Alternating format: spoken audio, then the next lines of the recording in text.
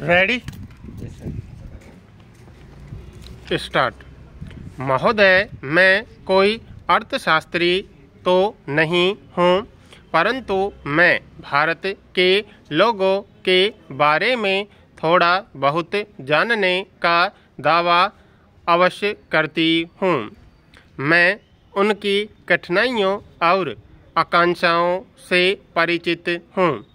पिछले 6 महीनों में कोई भी दिन ऐसा नहीं गया जब मैं देश के हर भाग के कम से कम 100-200 लोगों से न मिली हूँ।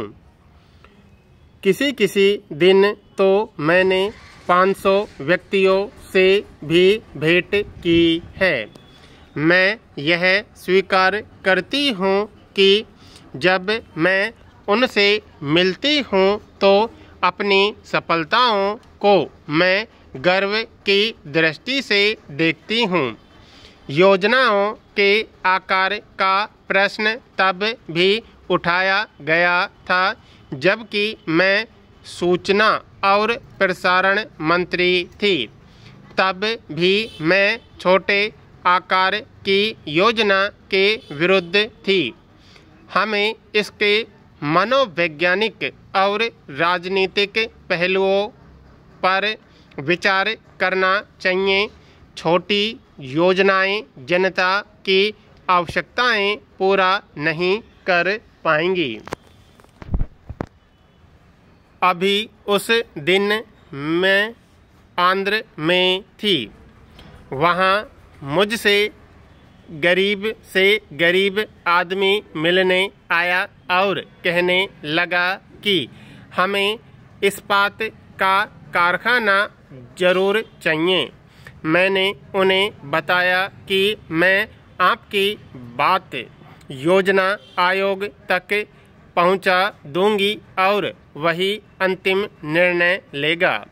मैंने उनसे पूछा क्योंकि इस्पात के कारखाने पर तो भारी लागत आएगी, इसलिए उसके बदले में क्या आप कुछ सिंचाई के कार्यों को तरजीह नहीं देंगे?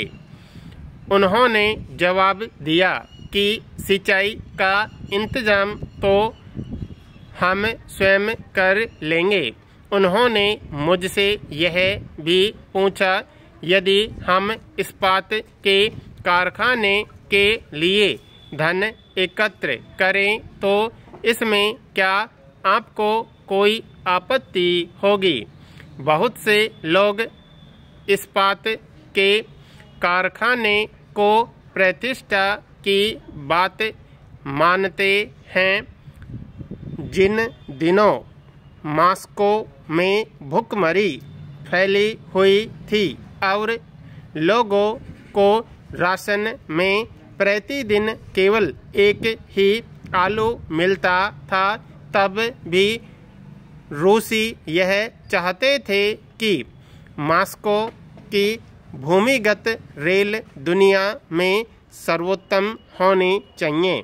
यह तो मनुष्य का सहज स्वभाव है और इस बात को हमें भुलाना नहीं चाहिए। हमारे यहाँ कुछ ऐसी चीज़ें अवश्य होनी चाहिए जो जनमानस को उत्साहित कर सकें। मुझे यह बात सुनने में बड़ी अजीब लगती है कि कोई भारतीय यह कहे कि हमको सफलता नहीं मिली। इतिहास के किसी भी काल से तुलना करें, आर्थिक विकास के क्षेत्र में हम पीछे नहीं हैं। कहने का यह मतलब नहीं है कि सभी क्षेत्रों को समान रूप से लाभ पहुंचा है, न ही जनता के सभी वर्गों ने समान रूप से प्रगति की है।